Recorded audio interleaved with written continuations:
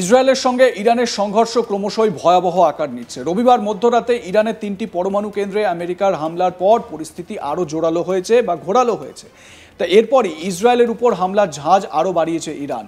এই পরিস্থিতিতে নেপালের রক্সৌল সীমান্ত দিয়ে ভারতে অনুপ্রবেশ করতে গিয়ে ধরা পড়ল এক ইরানি নাগরিক। শনিবার রাতে রক্সৌল সীমান্ত দিয়ে ভারতে ঢুকতে গিয়ে সীমান্তরক্ষী বাহিনীর হাতে ধরা পড়ে যায় ওই ইরানি নাগরিক।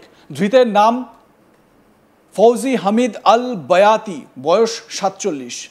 হেরায়া পুলিশের আধিকারিক কৃষ্ণ পাসওয়ান জানিয়েছেন, শনিবার রাতে সীমান্তে নজরদারির সময় এই ইরানি নাগরিককে আটক করা হয়। জানা গিয়েছে ওই ইরানি নাগরিকের কাছে ভারতে প্রবেশ করার কোনো বৈধ ভিসা ছিল না। নেপাল হয়ে ভারতে প্রবেশ করার চেষ্টা করছিল সে। তার ভারতে প্রবেশ করতে চাওয়ার পিছনে অন্য কোনো নাশকতার প্ল্যান ছিল কিনা তা তদন্ত করে দেখছেন গোয়েন্দারা। জানা গিয়েছে এই ইরানি নাগরিক পেশায় মেকানিক্যাল ইঞ্জিনিয়ার। এর আগে ভারতে দুবার বৈধ ভিসা নিয়ে প্রবেশ করেছিল সে।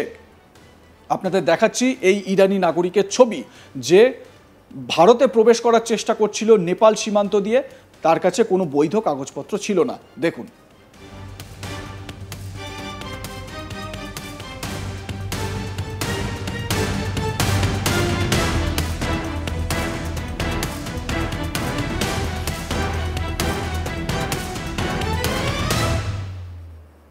এর আগে অবশ্য ভারতে দুবার বৈধ ভিসা নিয়ে প্রবেশ করেছিল সে। এরপর 16 জুন 2025 নেপাল হয়ে অবৈধভাবে ভারতে প্রবেশের চেষ্টা করে। জেলা পুলিশের ক্যাপ্টেন মতিহারির এসপি তার সত্যতা স্বীকার করে নিজের সোশ্যাল মিডিয়ায় এই বিষয়টি উল্লেখ করেছেন। এবারে প্রশ্ন হচ্ছে, এই ইরানিয়ান নাগরিক কি কারণে, কি উদ্দেশ্যে ভারতে প্রবেশ করতে যাচ্ছিলেন? পেশায় তিনি আবার মেকানিক্যাল ইঞ্জিনিয়ার। খুব স্বাভাবিকভাবে তার যে কর্মদক্ষতা, তিনি কি করতে পারেন, মেকানিক্যাল অনেক বিষয় রয়েছে যেগুলোতে তার এক্সপার্টিস রয়েছে। তিনি হয়তো বিশেষজ্ঞ, হয়তো কেন, তিনি নিশ্চয়ই বিশেষজ্ঞ। তাহলে অন্য কোনো ছক কি তার নেপথ্যে ছিল? মানে এই ভারতে অবৈধভাবে প্রবেশ করার নেপথ্যে কি অন্য কোনো ছক ছিল?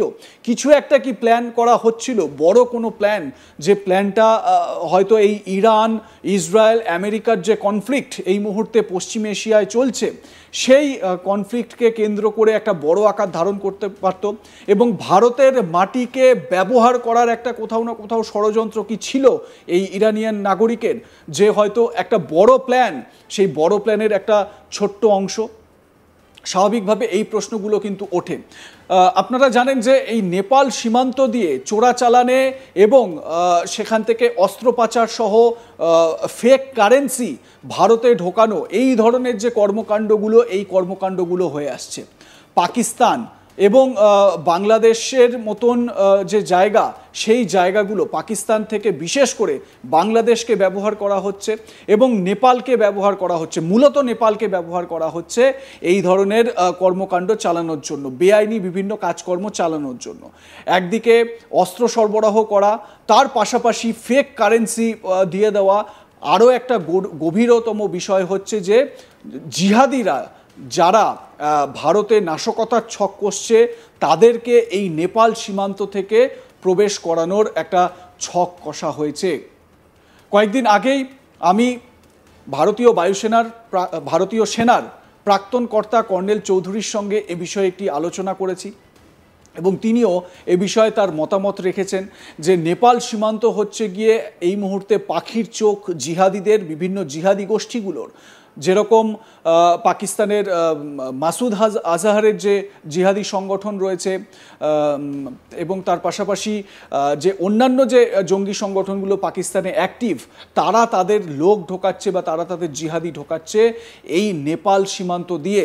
শুধু লোক ঢোকানোই নয়, এদেরকে অনুপ্রবেশ করানোর পর এদের কাছে আর্মস পৌঁছে দেওয়া, ফেক কারেন্সি পৌঁছে দেওয়া, এই কাজটাও কিন্তু সুনিপুণভাবে করা হচ্ছে এবং স্লিপার সেল ভীষণ রকমভাবে অ্যাক্টিভ হচ্ছে।